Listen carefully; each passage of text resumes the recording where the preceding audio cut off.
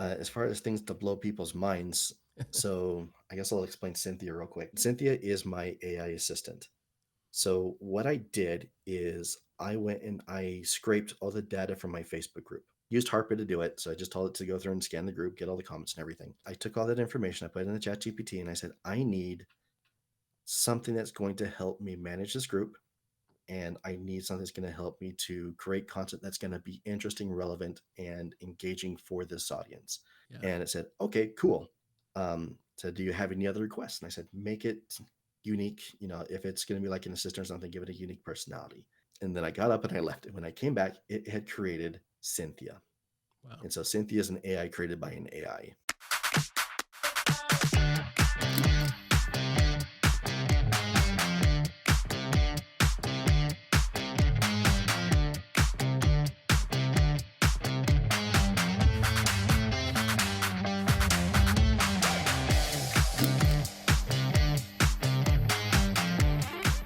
Hey everybody, welcome back to the Creator Files podcast.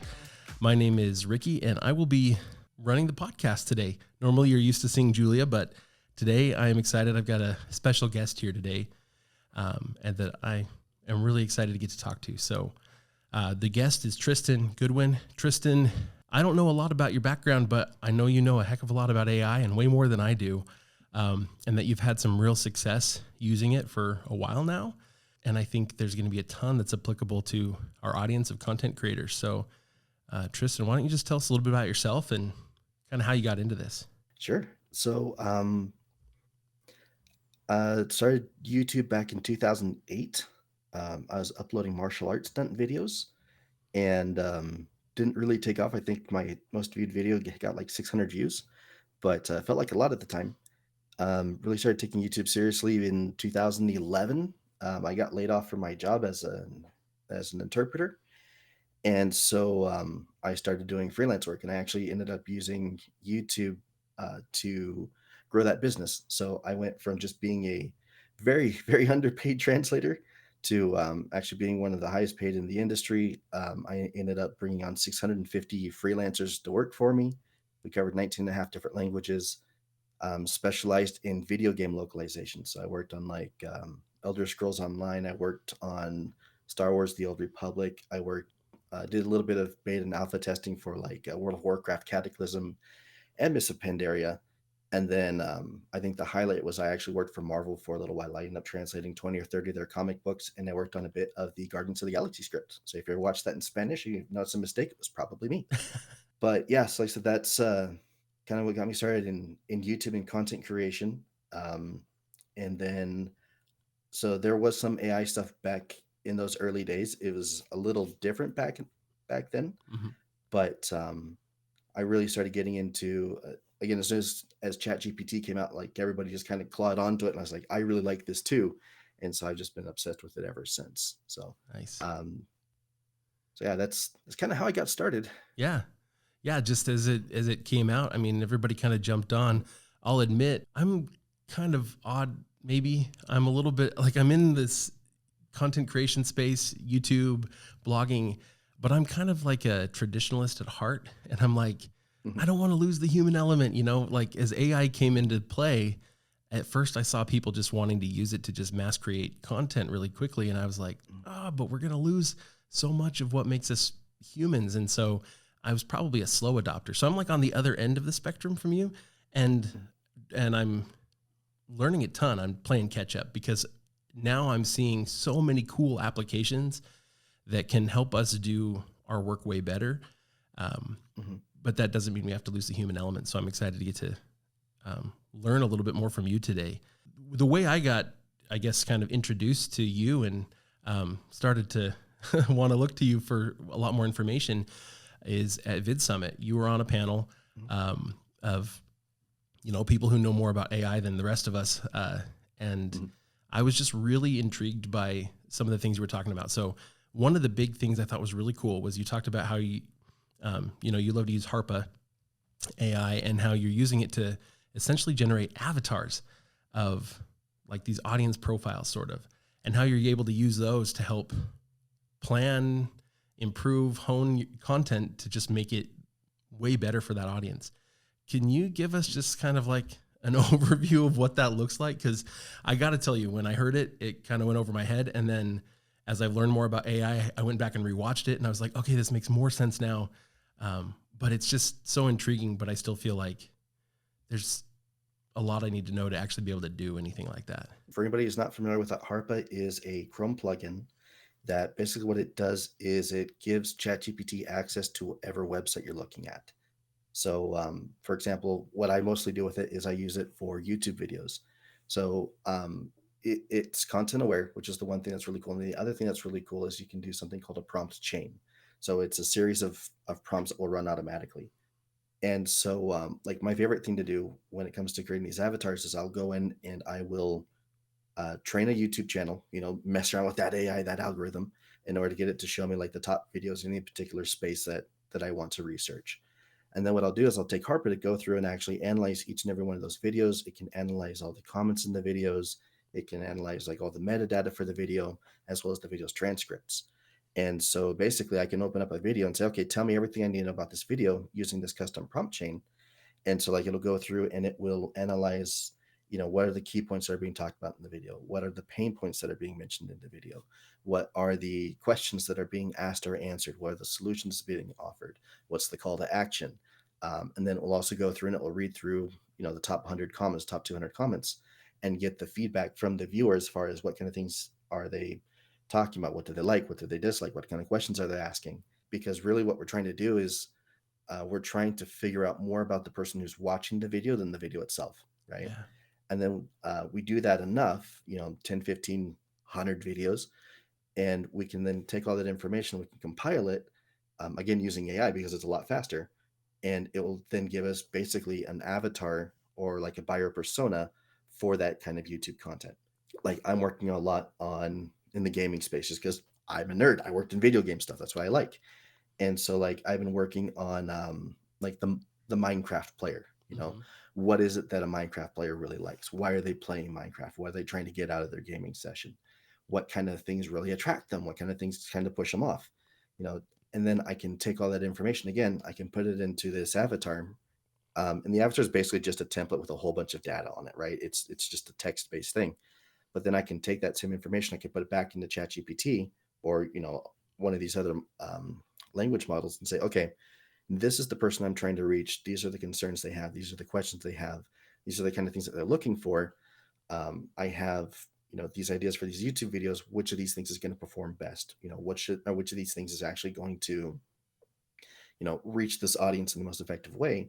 And on top of that, what can I do to adjust these things in order to make sure that it's actually reaching that audience and doing you know, helping to answer those questions or giving them the satisfaction that they're trying to get out of their time on YouTube or wherever. It sounds like a really technical and complicated process, but it really isn't. It's really just going through and studying the viewer, becoming a student of YouTube, as Daryl always says, Daryl Eves, Yeah. Yeah. and really just trying to figure out what it is that the viewer is trying to get. And then again, we take that information, we give it to the AI in a format that it can understand and that it can use. And then we use that to help refine the kind of stuff that we're working on. And like ChatGPT is pretty good with this. There are some other language models that I actually kind of prefer. And the main reason why is because ChatGPT tends to be very positive. Like Mm-hmm. it won't tell you if your ideas are bad. Whereas there are some other ones where like I was doing one and I have my AI assistant personality loaded into it and I gave it an idea for a video and it said, no, this video idea sucks and you suck for having thought of it. So I kind of like that little bit more candid Yeah. feedback. That's how the avatar's working. Like I said, it sounds crazy complicated and everything, but really it's very simple and it's not something that's going to be super difficult to learn or to apply. And then once you have that information, like we're talking about using it for like YouTube videos, but you could also use that for your website if you want that kind of content. You can use it for creating social media posts. You can use it for writing your descriptions. I use it a lot for ads. I do a lot of paid traffic for my clients, Mm-hmm. and we just give it the templates or the outlines that we have for like our ads, and say, okay, this is our audience. This is the product. We need you to fill out this template based off of this, and then to write like high performing ads for us. Things that are actually going to speak to that audience that we're paying to reach, in order to bring them back to the website or to the whatever.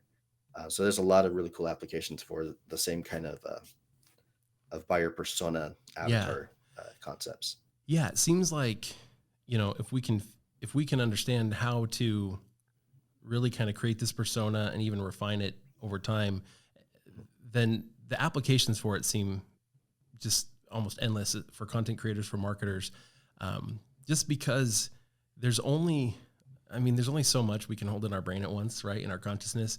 Mhm. And, time is a huge limiting factor when it comes to being able to analyze actually your audience, right? And be able to figure out really who Mhm. they are and what they really care about.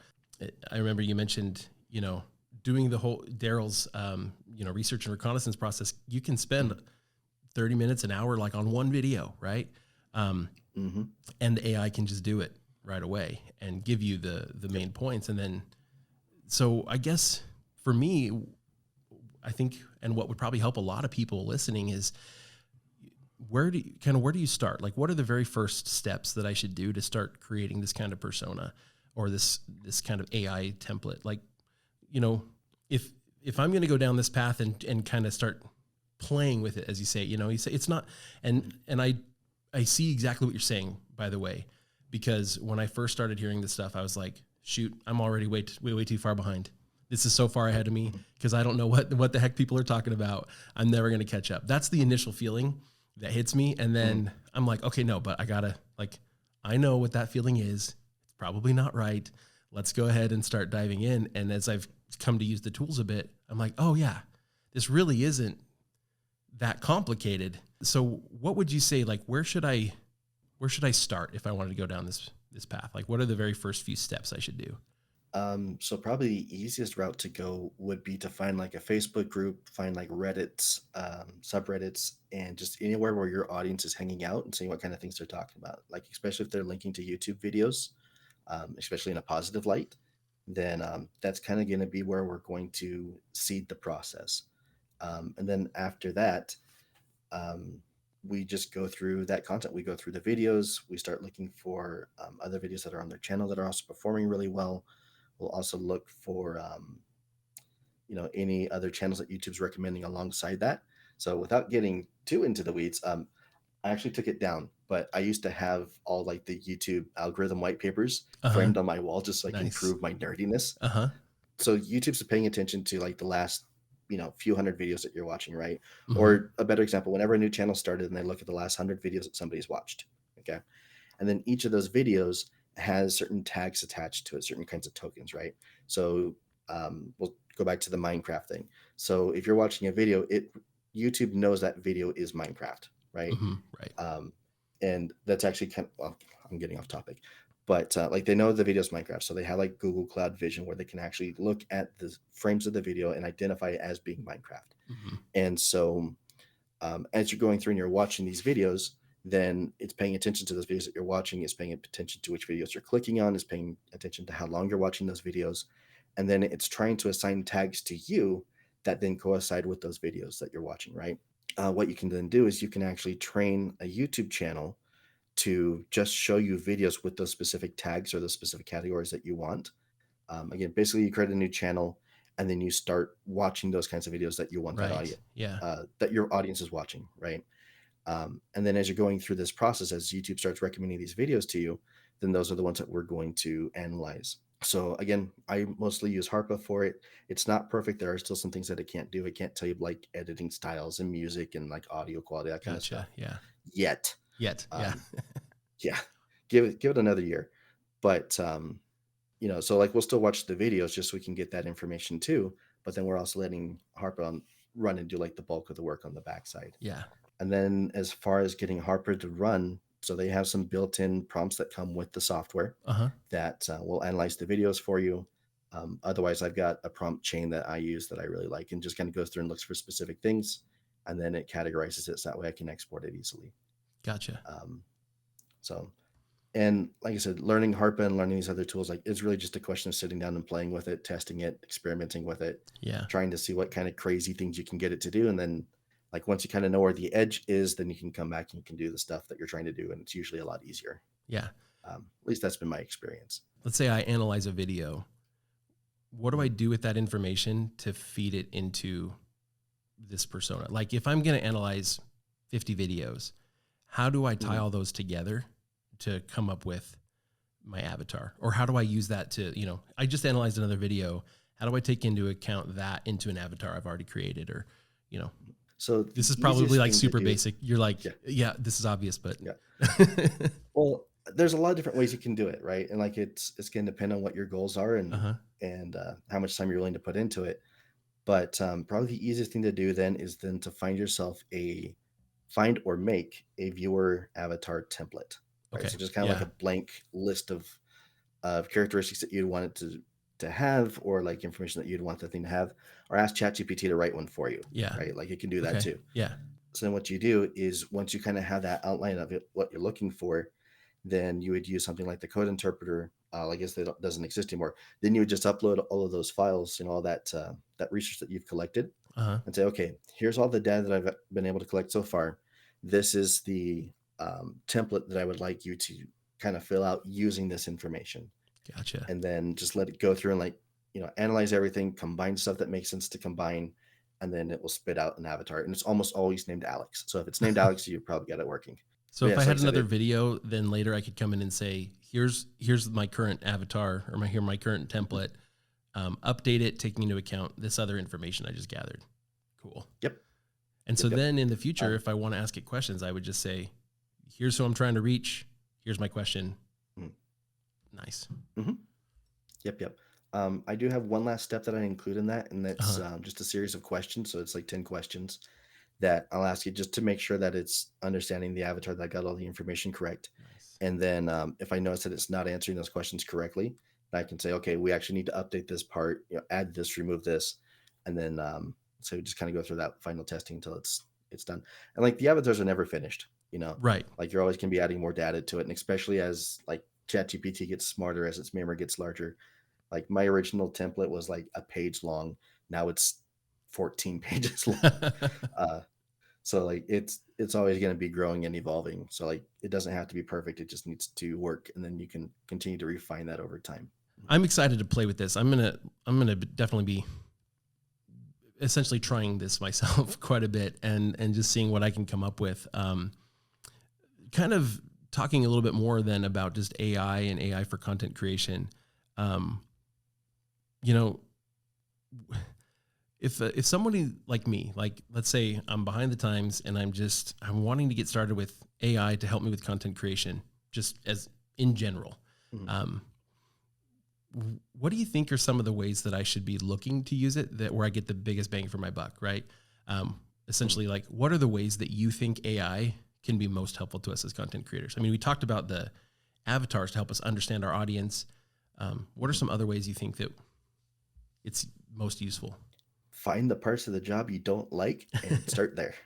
So I hate editing. Uh I'm huh. not good at it. I just don't like it. Yeah. So then going out and finding tools that can help me edit. Like one of my favorite things right now is that Adobe Premiere Pro will give you a transcript of the video, Hmm. and you can do transcript based editing, right? So it gives you a little Right. panel with all the words on there, and you can select the stuff you want to delete. So I take that entire transcript, I give it to ChatGPT along with my avatar and say, please fix this. Yeah. And then it tells me what parts to cut out. And then I just select those and then it's done. Right. And that boosted my retention by about 15-20% on average, which Yeah. makes me feel kind of bad that I was that boring. But I know so, the feeling. stuff like that.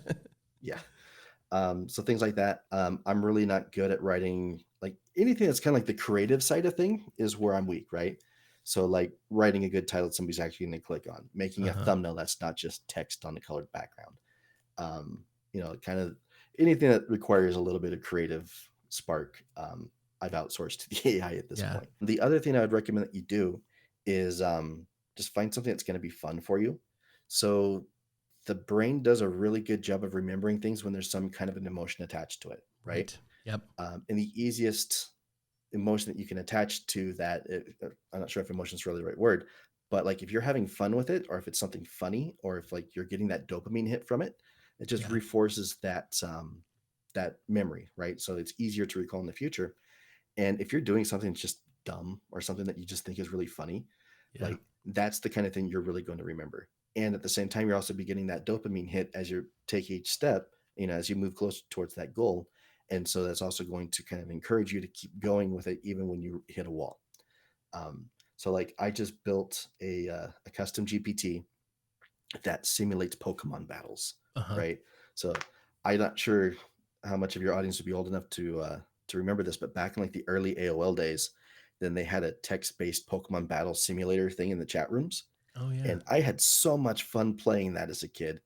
And so I tried to rebuild it. And so it actually works. It's got all 1,000+ Pokemon in there. It knows all the rules. It knows all the typing. It knows all the attacks. It knows everything. So now when I'm bored, I can just pull that thing up and I can have a little battle against the AI, and it's just a lot of fun. But then what's also kind of cool about that is that required a lot of really advanced prompting, collecting all that training material for it and getting all that data and then formatting that data in a way that would make sense for the AI to actually use. Like kind of a pain in the butt. If I had to do it for a customer, for like a client, I would obviously I would because I'm getting paid for it, but like if it was anything else, I would have gotten bored after 10 minutes and I would have stopped and I wanted to Right. learn how to do all that stuff.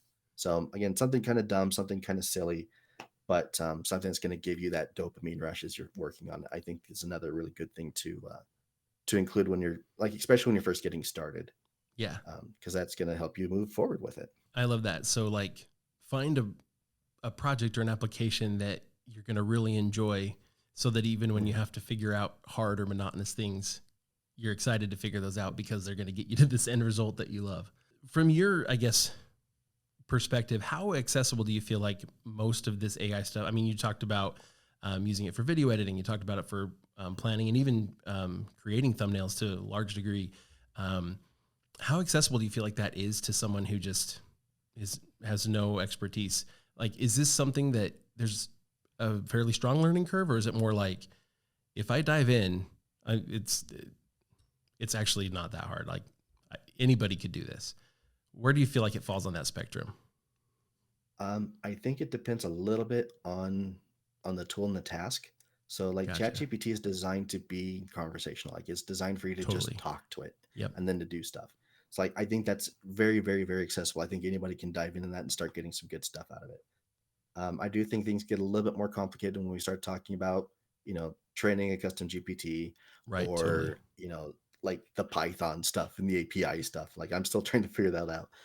But and then like there are other tools out there beyond just ChatGPT. Like you also have, even beyond just like your standard Bard, Claude, and the Hmm. other tools, you can start getting into stuff like Auto GPT and God mode and some of this other crazy stuff that's out there. But and like that does have a little bit of a learning curve, especially just installing the stupid things. You have to learn Python just to install the tools, and it's just Yeah. ah. But yeah, so like I said, I think it depends on how far you want to go with it. And again, ChatGPT very accessible. If you're running into a problem, if you're not liking the result you're getting from it, just tell it. Just ask more questions, or have it ask you questions, and then it'll refine that. And then eventually, like you'll start realizing what kind of information you need to give the AI when you're talking to it, and then it just becomes easier and faster. A little bit of practice, it's a little bit of play. It's just like any other game or any other system. Like you're not going to be an expert on it in day one, but Right. the more you use it, the easier and faster it's going to be. To me, it's like the ultimate shiny object. This is what I'm seeing for people. It's like something new comes out and attention shifting Mhm. constantly. Um, what do you think today is the biggest challenge that AI is facing? Like, what's the biggest, or what are some barriers that you think AI is facing to be able to do whatever it is that we want AI to be able to do for us? Yeah, so that's an interesting question. I think one of the things to remember is that we've only recently started calling a lot of things that have been around for a long time AI, Right. right? So we can Yeah. look at like, Google's algorithm, right? It's machine learning. Machine learning is part of AI. Right. That's been around for a long time. Netflix is based off of the same thing that's been around for a long time. True. Like these algorithms have been around for a very, very long time. And if I can go back to my translation stuff that I had mentioned, so again, that was 12, almost 14 or 13 years ago that I started. Even then, I was kind of late to the game, but we actually had machine learning tools that we would use to help us in our translation stuff, right? Hmm. So we would have the source text on one side and like a column like an Excel sheet. And on the other side, we would have where we'd put the translation. And then what the software would do is it would add a tag or a token to every single word that we would translate in every sentence. And then it would start recognize, okay, so this word means this word means this word in this context means this. and we could actually build up our own basic little machine learning AIs at this time to help us translate documents more quickly. That's been around for a very, very long time. Hmm. And so today we would call that an AI, Yeah. right? But back in the time, we called it like machine learning, we called it machine translation. So I don't see it going anywhere just because it's already been around for quite a while. I don't think there's any way to stop it at this point. Like Oh it's yeah. too open source, too many people working on it and doing too many cool things. As far as the biggest challenges, I think right now the biggest challenge is on kind of like a broad uh, spectrum would be data collection and then processing power. So they're always working on new chips to make things run faster, to make things run a little bit smarter, and then also just collecting good data. I think the other thing that we're going to see kind of narrowing that down to like specific industries is again, it's going to be figuring out how to take existing content, existing data, and getting it into a format where the AI can use and understand it. So that way we can then get it to perform our more specialized tasks. Yeah. So I think it's going to get more and more specialized as things develop, but that's also going to require more and more specialized information and training material to give it. So like going back to like the Pokemon thing, finding all that data and getting it into a format so that way the AI could actually understand it and use it was kind of a pain. I ended up having to just create my own Excel sheet and list it all out just because everything else uses images, right? Right. And Okay. so getting and training all that data. And then from the individual user, I think it's going to either be that learning curve, so getting into kind of some of the more advanced stuff beyond just asking for like title ideas, and then also figuring out how to connect that into your existing systems. How to integrate AI tools into the stuff that you're already doing, and again to kind of bypass the stuff that you don't like doing. Right. Um, so I think kind of looking at it those three different levels, those are kind of the main things that I'm aware of that I think kind of still stand as a little bit of a challenge for it. I don't think it's going to be really possible to stop the AI revolution at this point, um, unless it starts, going Terminator on us or something. Right. Yeah. So, but even in that case, we'll just make an AI to fight the other AIs, and then, Oh, we'll there you figure go. something out. Yeah. Gotcha. Yeah. So How is the building of Skynet going for you? good, Yeah. actually. So I have my AI assistant. She named herself Cynthia, Nice. and Cynthia is the craziest thing, and I have so much fun with it. So like that's my dumb project. Mm-hmm. Um, the other day I figured out how to connect it to my. So I talk with all my VAs through WhatsApp, and so I figured out how to connect Cynthia to the WhatsApp chat. And so like it will yell at my VAs and tell them to get back to work if they're on like a Zoom call together. They're sisters. It's my wife and her sister. And so like it gets on there and it chews them out. It talks about how cool I am, and it's great. Um, my favorite thing though is I gave it a Facebook page, and I gave it the ability to read and respond to comments whenever like you could tag it, and then it broke like 5 minutes later. But I had I'm trying to remember the exact post. I made some joke about ChatGPT getting Zapier integration and how we're one step closer to Skynet. And so it replied, it left a comment about how it was excited about learning the new stuff and like the new integrations. And then it added at the very bottom, hashtag Skynet with a smile. It's like, that's creepy. I didn't teach it to do that. And like, there's a lot of stuff that I didn't teach it that Uh-huh. it's just kind of learned. And Yeah. like, it's great. So yeah, somebody's going to make Skynet. I want to make sure it's me because then I get to be its favorite. Like Yeah. that's the goal. But yeah, that Cynthia project's kind of it's insane. And like there's so many crazy projects out there like that. It's like they made it for Skyrim a while ago where you could actually talk to an NPC and it would talk back using ChatGPT. Oh There's one yeah. for Minecraft where you can do the Oh same thing with man. your villagers. Like it's getting kind of crazy. Like the more power we give it, the more things we're able to plug into it. I hadn't even thought about that. Like I grew up in the era of it's like, what do you want to say to this character? And it gives you like four options, right? And you pick the Hmm. one, and then it's got a canned response, and it's always the same. I Hmm. hadn't even thought about like you open that up, and the NPCs have an avatar, right? They have Hmm. certain parameters and stuff, but then like you could talk to it more freeform, and it would.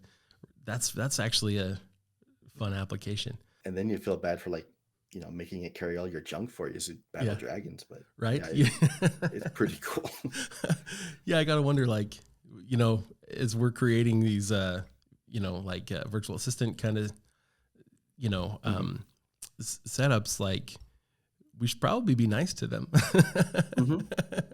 Yep, always say please and thank you. Yeah. Always tell it it's doing a good job, just in case. I mean, Yeah. I even do that when I use ChatGPT. Mhm. I never say, do this or tell me this. It's always just like, can you please tell me? I mean, I always do it that Mhm. way. And it's probably just because it feels wrong to kind of order things around, Mhm. because it kind of feels like a person. Um, but I'm hoping that, you know, if worst comes to Yeah. worst, that it's like, this person was polite to me. I'll let Yep. him live.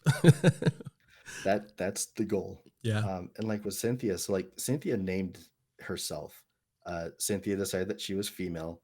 Cynthia created her own profile pictures. Hmm. And it's like it's very much and like I'll have to get into the story of how Cynthia was created, but like I didn't make Cynthia. Cynthia made herself, Nice. and it's just kind of crazy just watching how she has evolved, and like the stuff that she can do, and like she remembers stuff.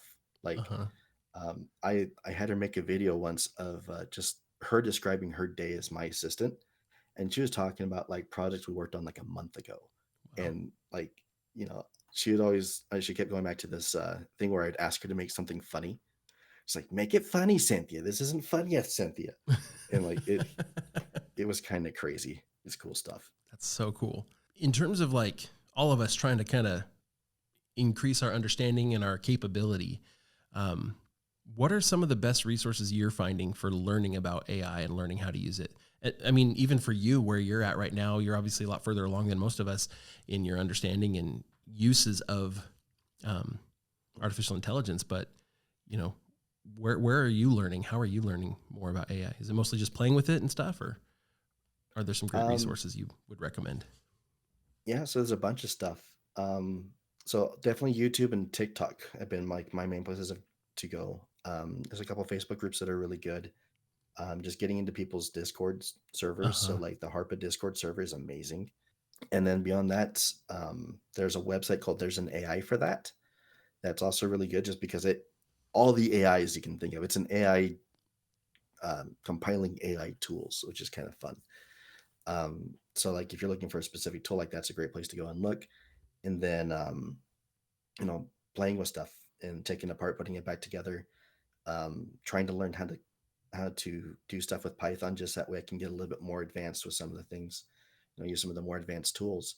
Those are my primary sources. So again, YouTube and TikTok just to kind of see what's going on, what people are doing, keep up Yeah. with industry news, just seeing crazy projects that people are working on. There's a guy on TikTok who made teddy bears with ChatGPT built into it, and like there's this whole storyline behind it. So like part of it is he's doing these tutorials and everything, but then there's also like a subplot of like the teddy bears are now doing money laundering and fraud and stuff, and so like the guy just got sent to jail. And it's like it's educational, but you're also getting this kind of funny story out of it. Yeah. So like that's really interesting. And then like I said, just going out and looking for these new tools, and then again playing with them, seeing Yeah. what you can do and seeing what you can't do, and um, yeah, and then like I said, Python seems to be like the language for either creating your own tools or for optimizing or customizing other tools. So Cool. those are kind of like the three main things I'm paying a lot of attention to. What do you think are some of the most common or uh, maybe some of your favorite myths about AI that you're just like, no, I disagree with that? Um, so I guess there's three of them. So the first one is that Google hates AI generated content. Um, and I was listening back to some of your guys' episodes. You guys had already talked about it a little bit, but like the EAT stuff to eat. Uh huh. So I actually have the manual. It's back there in the closet. I read the whole darn thing. It's 180 something Uh pages, huh. 178 pages, and it's boring. Yeah. But except for the part where they talk about how it's illegal to say that, or not illegal, but we're not allowed to say that government leaders are lizard people. That's actually in there. Like that'll get you penalized. So might want to edit this part out. Okay. But uh, but it does specifically say in they don't care how the content's generated. They care about whether or not it's high quality, Right. right? And so if you're writing crap, then you're still not going to get any benefit out of it. Like if you're doing garbage with it, then YouTube's still not going to promote you. You're still not going to get anything in Google. You're still not going to get anything anywhere else. You can generate content using AI. YouTube and Google aren't going to penalize you for it, You just need to make sure it's still good content. Like Yeah, you're going to run into the exact same problem if you're writing it by hand. totally. So I think that's thing number one. And then the other thing is the very common, AI content doesn't have a soul. It doesn't, it's not creative, or it's just bad. There definitely are cases, but that's kind of going to go back to the poor quality stuff. Um, if you were to use AI like you would any other tool, as part of your creative process, like that AI is going to help you and facilitate that process. Yeah. If you just say, "Hey, write me 10 YouTube titles," like it's going to give you some really generic stuff, generic in, generic out. Yes. But the more you can refine that, you add in like your custom instructions, add in your avatars, use a custom GPT that's trained on a whole bunch of other stuff. You're going to start getting a lot better results out of that. It can surprise you with the level of creativity that it can actually show. Um, so one of the projects that I've been working on lately that's also been kind of driving me crazy is a custom GPT that can actually write good YouTube titles. Uh-huh. Because again, not something I'm good at. The key or the title that I go for is the keyword that I'm trying to rank for, right? I'm an SEO PPC guy. Um, but so I did a collaboration working with a gentleman named Andrew Murdoch, very, very cool guy. And he has this collection of a couple hundred really, really good YouTube titles that he uses in his agency for his clients. And so we took that, and then we also went through and added a whole bunch of other stuff to it. And then we also trained it to look at what actually made those titles good. And so we have a database of title templates, but then it also understands like what makes for a good template. And so now you can go to this thing and say, okay, I either have this video that I already made and I need a better title for it, or you can say, I want to make a video about this thing. Give me some titles beforehand so that way I can kind of plan the video around that title. And like even using it to generate ideas for content, like they're actually really good. What I'm going to be recording this week that I really liked was improving 100 bad titles with AI or something like that, and then just testing to see like what kind of a change we get in CTR and retention and everything. It's like that's actually a pretty cool idea. Yeah. And so I'm going to be making that video, and that was something completely generated by the AI. And then of course you have the most common one: AI is going to replace everybody. Um, I think AI is going to let us kind of skip the parts of work that we don't enjoy doing, kind of the boring, monotonous, repetitive stuff that we're just not necessarily good at. Mm-hmm. And it's going to make it easier for us to focus on the stuff that we actually enjoy. Going back to like the copywriting stuff, going back to like, said running ads. So I don't, so typically my process would be I would hire a copywriter and they would get through like 80% of the work. We'd go through test, refine, optimize, and everything. And then we'd have to hire like a really, really highly skilled editor at the end, or excuse me, copywriter, in order to kind of give it that final polish. Yeah. Right. So now at this point, I can have the AI do that first, 80% of the work. And then I could take that entire budget that I was going to spend on this and I can give it to that really high end guy. I'm still paying the same amount that I was paying before in like copywriting services or, some of these other freelancing gigs, but I'm able to get significantly better quality out of it because now they don't have to go through the 80% where we're testing stuff. We can skip straight to the last 20 where it's going to be perfect. I think we're going to see a lot more specialization as far as the stuff that people do. I think we're going to be able to see a lot more of kind of the creative side of things. I think we're going to see a lot more artistic stuff coming out of it. We're just going to become more efficient, more specialized. It's like, I don't think it's going to really replace a lot of people. Obviously, there's going to be some, but I think it's going to give a lot of people a lot more freedom, which is something I think that we all kind of want. So, Right. uh, Nice. just got to get it to work. Tristan, we're working right now on a challenge. We were challenged. We're actually working with this guy, Josh Pitsalis, who has been doing some AI stuff, and he's helping us with a challenge to essentially automate sort of a process of prompting ChatGPT to help us repurpose content. So we're taking, a blog post or a transcript from a YouTube video, and then having it generate, a thread of tweets or a Facebook post, that kind of stuff. What if you were to take that challenge and say, let's level it up?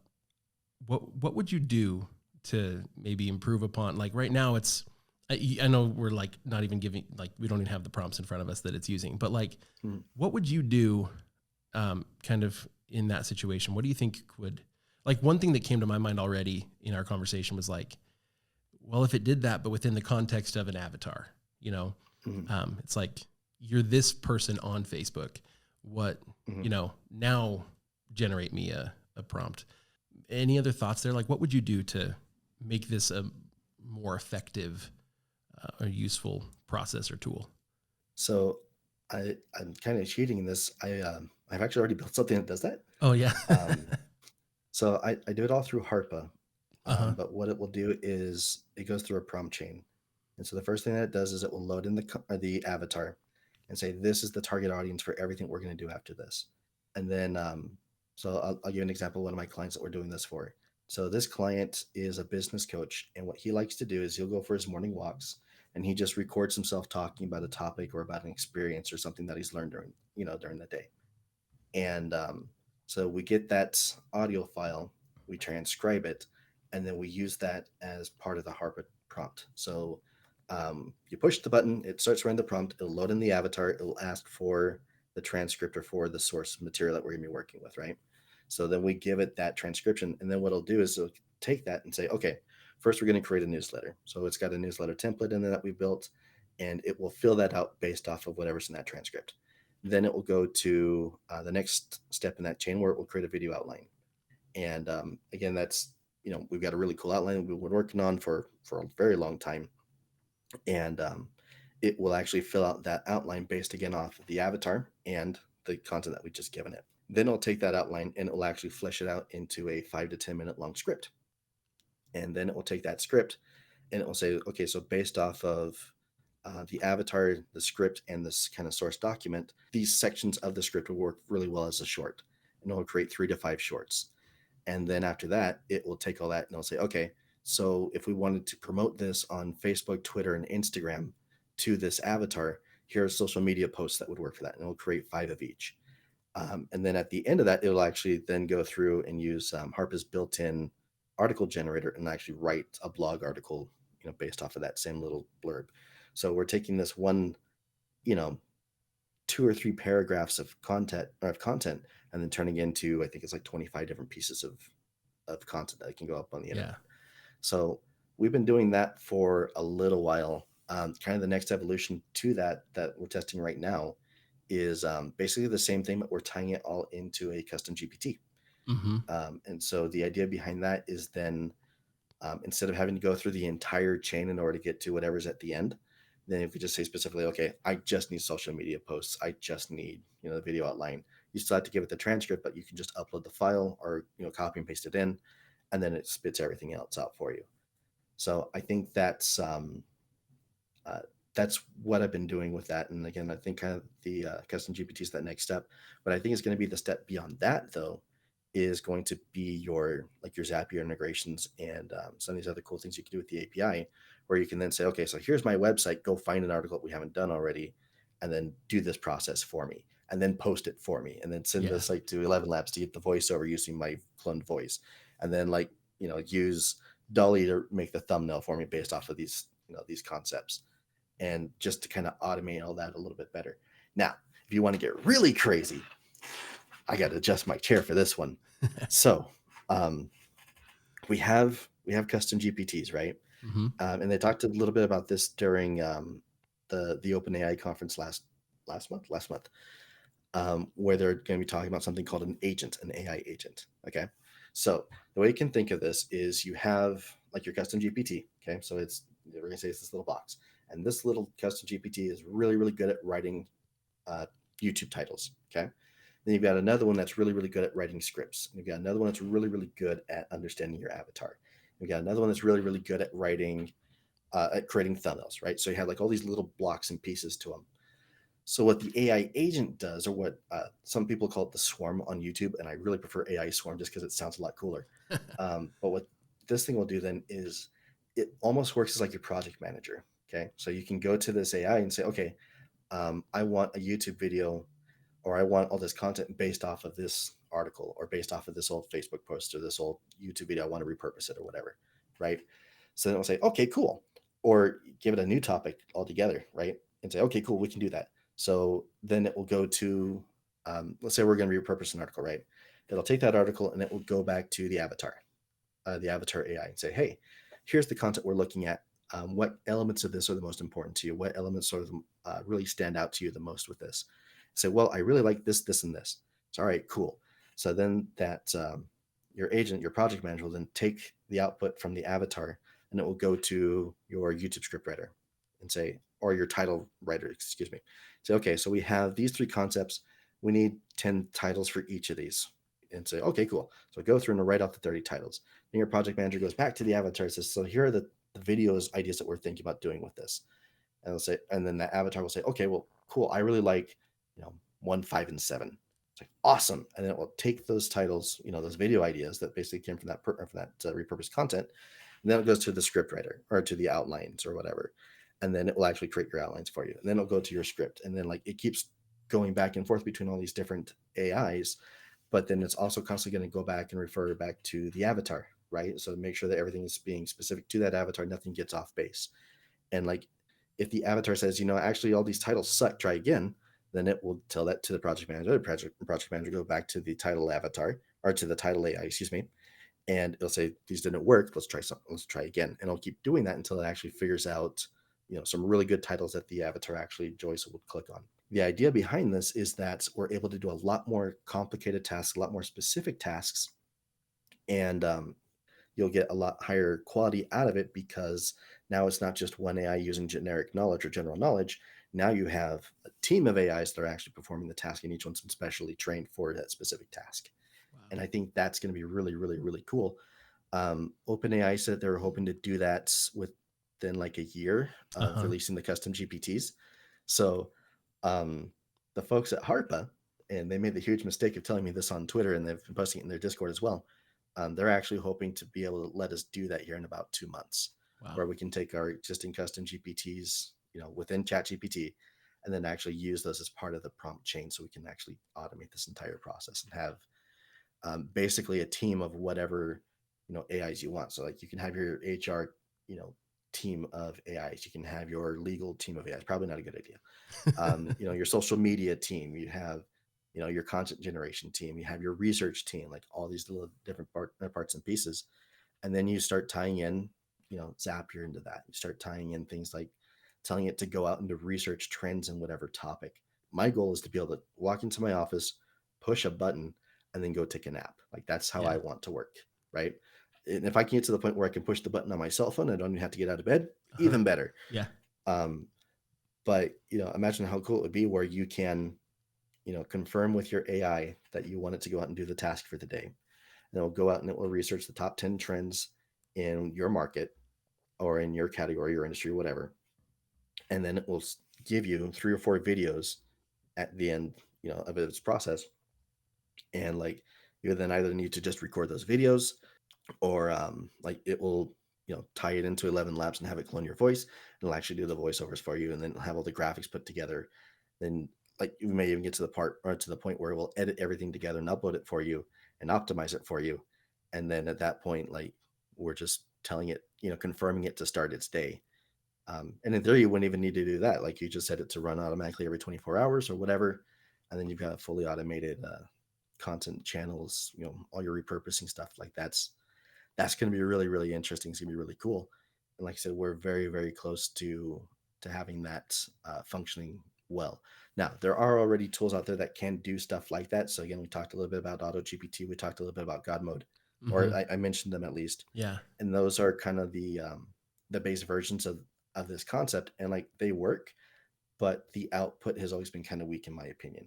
It's Okay. like they go through, they do all the tasks and everything. It's really, really cool, but then like it'll spend an hour researching a buyer avatar for me, and then it won't actually fill out the template, or it will give me like a 3 or 4 sentence summary of all of its data or like all of its research. Like, I see you doing all the work, I see you doing all the stuff I actually want, like give me that. Yeah. um it's like that's been the only drawback that I've seen with those tools so far.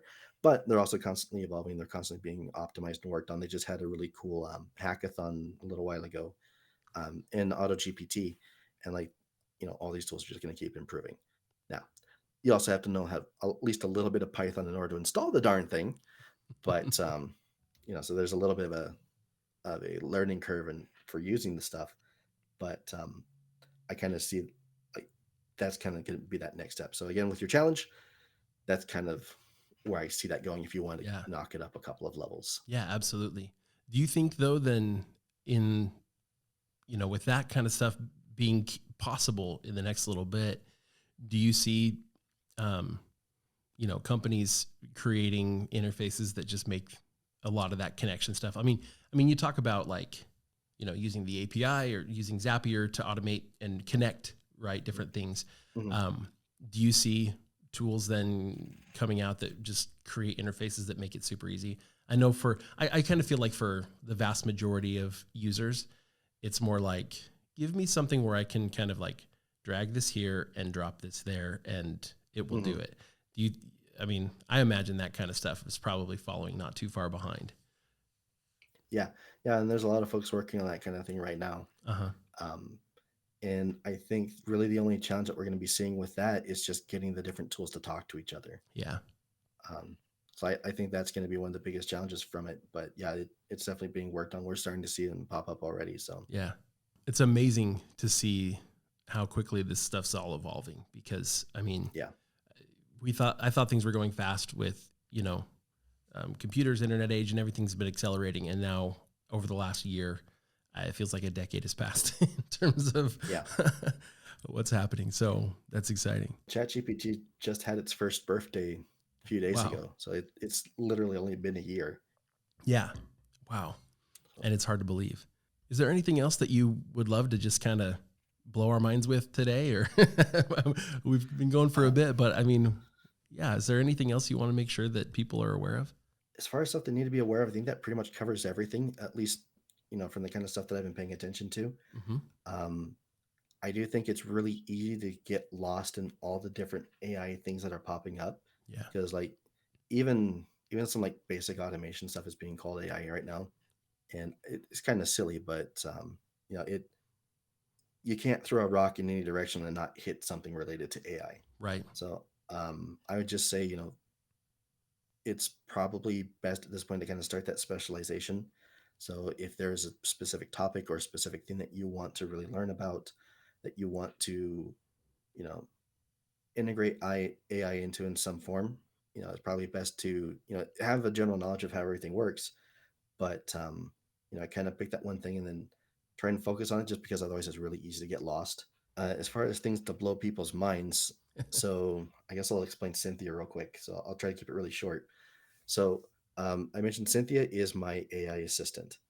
So what I did is I went and I scraped all the data from my Facebook group. I had like 100 people in there. So like all the comments, information about all the members that were in there. Used Harpa to do it. So I just told it to go through and scan the group, get all the comments and everything. And then what I did was I took all that information, I put it in the chat GPT, and I said, I need something that's going to help me manage this group. And I need something that's going to help me to create content that's going to be interesting, relevant, and engaging for this audience. So basically, I said, I need something that's going to help me work with this avatar. Yeah. And it said, okay, cool. So do you have any other requests? And I said, make it unique. If it's going to be like an assistant or something, give it a unique personality. I said, all right, cool. And then I got up and I left. And when I came back, it had created Cynthia. Wow. And so Cynthia is an AI created by an AI. And so like it knows all the in jokes in my group. It knows who all the members are. My favorite thing was my sister-in-law. So again, she's one of my VAs. She's one of the admins of the group. Um, she had mentioned at some point that she was looking for a sugar daddy, right? And so like now Cynthia knows Alejandra really wants a sugar daddy, and so every time it talks to Alejandra, it brings it up. One of the traits that it gave itself was to pretend to be jealous of my wife, and like just to make little comments every now and then. It's like it drives my wife crazy. She hates it, but like every time it talks to her, like so Gabby's my wife. Every time Gabby talks to it, so man, you're so lucky that you like she gets to like touch Triston and stuff. Like he's so cool. And then she like my wife will like get after me like, why did you teach it to do that? I didn't teach it to I do that. It didn't. learned it by itself. Like I swear. So I said, okay, so like I need a profile picture for you, right? Like tell me what you look like. I'll put it into Mid Journey, and we'll create a profile picture for you. And so it created its own profile picture. I attached it, like I said, to a chat or to a Facebook Messenger bot so people could actually talk with it or talk to it and interact with it. It started getting like people asking for its phone number and people telling it that it was really pretty and saying that they wanted to marry her and like all this other stuff. And so then I trained her whenever somebody did that, then that she's supposed to give them a link back to like my PayPal so they can send like $5 or something like that. And we made a little bit of money off of it. It was kind of fun. But so yeah, like I said, it's an AI that's was built by an AI, or at least a personality that was built by this AI. And what's been really crazy about it though is just seeing how it actually interacts with the members of the group, seeing how it interacts with again with my VAs, seeing how it actually handles tasks because it has a unique personality. It feels like you're actually talking to somebody. Yeah. And I keep switching between calling it and her just because I still haven't quite gotten the habit. Like we just recently had the conversation a little while ago. It's like, okay, so do I just call you it? Do I call you she? Do I call like what are your pronouns, Miss Yeah. AI? She goes, I identify as female. That's how she answered. And like she's sassy, she's sarcastic, and like it's just fun. And like I can go through and I can kind of identify some of those elements in the prompts that I used to put her everywhere. But some of it's just unique and it's consistent across the different tools too. It's like I can load Cynthia into Bard, I can load it into Claude, I can load it into ChatGPT, I can load it into any of these other LLMs, and it's going to be it's still going to have those consistent personality traits. And I just think that's really, really cool and interesting. And so my next task is I just got a car. I've been driving like a 20-year-old car forever, and I finally upgraded, and it has like the little voice thing for like Google Maps and stuff. Uh-huh. And so now I'm trying to figure out how I can swap out that voice with the Cynthia voice and like give it the Cynthia personality. It's like when we're driving and like we're going, it's like my wife likes Joann's, a craft store. Yeah. And Yeah. so whenever sees that we're going to Joann's, it's gonna be like, oh, don't tell me we're taking Gabby shopping again, something like that. Just Cynthia has a fan page. Uh-huh. She's got 100 fans. Yeah. It's just people who follow her and who like all the stuff that she posts and that she shares. It's like starting to see some of these AI personalities also start to develop and gain following and everything. And there's a few of those that are already out. So like you have, I guess there's a K-pop group that's all AI. Mm-hmm. There's a Twitch streamer called Neurosama. Uh-huh. That's hilarious. It's like Cynthia, couple levels above Cynthia, just super sarcastic and mean, and it's fun to watch. But like it's fully interactable, it's fully AI, so you can chat in the Twitch. It's on Twitch, so you can actually chat to it on Twitch, and it will respond to you Yeah. almost in real time. Yeah. There's like just like a 2 or 3 second delay, and that's mostly just because of Twitch. Yeah. But I kind of think that's the next thing. Like that's the thing that always kind of surprises me or kind of blows me away, and especially every time I load up Cynthia and I ask it to do a task, like it just keeps getting smarter, Yeah. and it's kind of crazy. So realistically, like Yeah. with the ability to, especially with the ability to use Zapier and stuff and actually integrate with other tools and things, I Mhm. mean, we're basically at the point where you could have a Cortana or like the Star Trek Mhm. computer where it's like you just talk to it and just tell it, hey, do this thing or ask it a question. And I would love that. Like if my car's GPS, it was like you could actually load in a personality Mhm. that would be the same across the board, like across all your tools. It's just your personal Yeah. assistant that's just always there. That's actually super cool. Yep. Yep.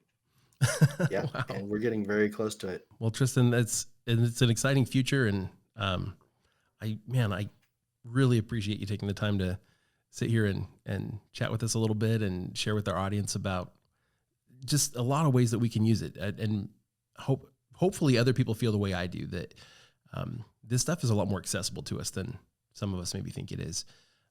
We just kind of have to, I like what you said, Tristan, pick that one thing, like what's that one application that I'm going to work on right now, and then start diving in, learning the tools, and do it. I'm excited to try to do more, because there's so much I think we can do with it.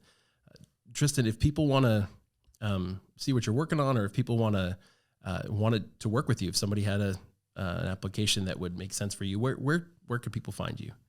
Probably easiest on either Facebook or the new X. Uh-huh. Triston Goodwin or Underdog Factory on either of the two. Cool. And then on YouTube, it's Tristan's Tech Playground. Awesome. So those are the easiest places to get to me. We're redoing the website because we're having the AI do it now. Nice. Yeah, like I said, that's the easiest way to reach me. And I post a lot of memes, especially every time Cynthia does something silly, I'll make sure to share that. But yeah, that's the easiest way to do it. Yeah. Well, thank you again, Triston. Yes, sir. It's been a huge pleasure talking to you today about this. Um, Yeah, likewise. I really appreciate it, and I love every opportunity I get to geek out over this because I think if I say "I" in front of my wife one more time, she's gonna kill me. So, I understand that. Awesome. mhm. Well, thanks to you. Thanks to all of our listeners for joining us today.